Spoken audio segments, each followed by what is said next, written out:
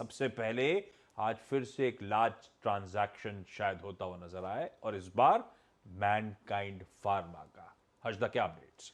दरअसल ये करीब करीब 5,000 करोड़ के ऊपर की डील होती हुई दिखाई दे सकती है। नेली 7.9% equity, base size of course 7% के आसपास का है। डिमांड होगी तो करीब 8% हिस्सा बिकता हुआ दिखाई देगा। मैनकाइंड फार्मा में ये डील होनी है, यहाँ पर क्रिस कैपिटल जैसे निवेशक दरअसल ऑफलोड करते हुए दिखाई देंगे अपना स्टेक।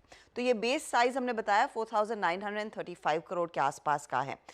ध्यान दीजिए कि किस प्राइस पर ये सौदा होता हुआ दिखाई देगा।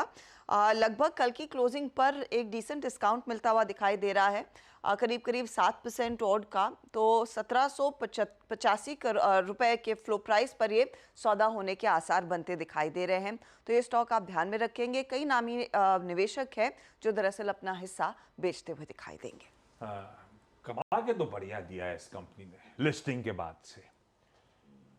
सबड्यूड लिस्टिंग, उसके बाद मोमेंटम बढ़िया। गौरांग सर, आज लार्ज ट्रांजैक्शन होना है और शायद अच्छे खासे डिस्काउंट पे होता हुआ नजर आए। ऐसे में अगर कोई मैनकाइंड फार्मा में गिरावट आएगी, आप बायर हो या नहीं?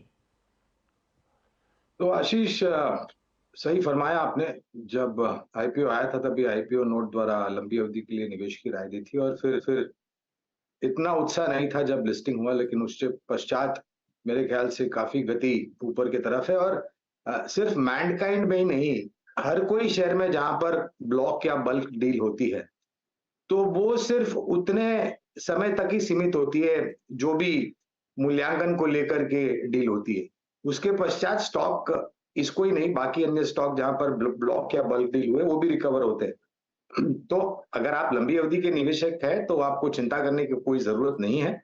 और अगर आप निवेश बनाने का मन बना रहे हैं तो अगर नीचे की तरफ का दायरा आता है तो आप निश्चिंत होकर के निवेश कर सकते हैं।